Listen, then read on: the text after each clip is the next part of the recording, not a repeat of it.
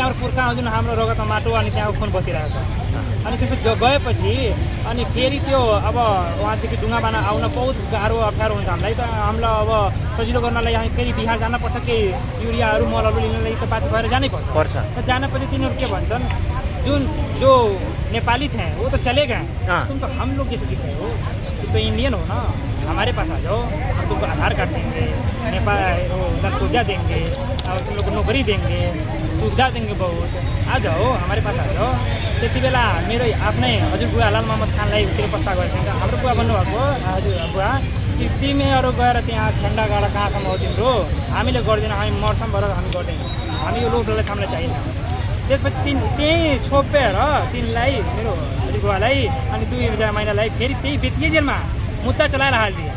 फेरि केस लडेर फेरि उहाँ 1 सालमा छुट्नुभयो 40 सालमा फेरि तिनीहरू आक्रमण गरे 40मा फेरि आएन मेरो घरमा आगो लगाइदिएन धानहरू छिटा दिएँ मेरो ट्र्याक्टर जलाइदिएँ मेरो बुवालाई गोली हानेन मेरो हजुर बुवालाई गोली हानेन अनि त्यसमा 3 जना शहीद पनि यहाँ नगीताको लागि पठाइयो हामी जाऊ तिमी नगीता बनाऊ तर तपाईँ बचाउँछ अब त्यो आउँछन् बनाउँछन् 2-4 जना बन्दै गयो तर हामी त्यो टोली गएपछि हामी वञ्चित भयौँ त्यतै वञ्चित भएको अहिले हाम्रो लगभग 320 घरधुरीमा 120 घरधुरी अहिले पनि नगीता दिन्छ नागरिक छैन जग्गा आफ्नो नाममा छैन जग्गा छ अब हाम्रो यो माटो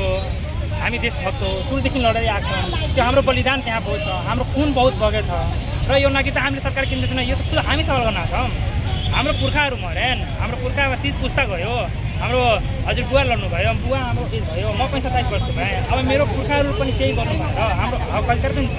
हाम्रो पनि त परिवार हुनुहुन्छ हामीले पनि त पढ्न लेख्ने अधिकार छ अब सरकारको यो के अब गर्ने हाम्रो पुर्खाहरूले पनि यस्तै लडिराख्ने भनेर आवाज उठाएको सरकार पक्षबाट तपाईँले अहिलेसम्म केही आश्वासन केही कुरा आएको छ यहाँ तपाईँ आउँदै गर्दाखेरि अहिले आजको सरकारी पक्षबाट त अहिलेसम्म केही आएको छैन अहिलेसम्म यो आन्दोलन अब कति दिनसम्म हो कहाँसम्म लाने सोच यो हाम्रो माग नहुनेसम्म निम्तकारी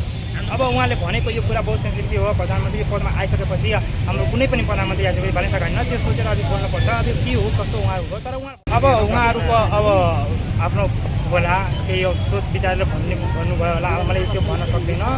अब जुन पनि प्रधानमन्त्री आउनेपछि यो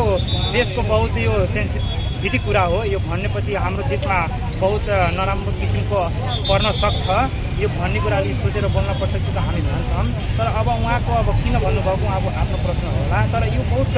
सोचेर बोल्ने कुरा हो जुन प्रधानमन्त्री पनि हाम्रो देशमा आएपछि यो हाम्रो पनि मिचेछ भनेर भन्ने कुरा यो बहुत सेन्सिटिभ कुरा हो यो भन्न अब सोचेर भन्नुपर्छ जुन प्रधानमा जुन यो हामीले पनि मिचेछौँ भनेर त त्यो छैन हाम्रो खुद मिचिएको छ यो प्रमाण हामीसँग छ सोच विचार गरेर बोल्नुपर्छ त्यो ठाउँमा पुगेको मान्छे अब यो सोच विचार गरेर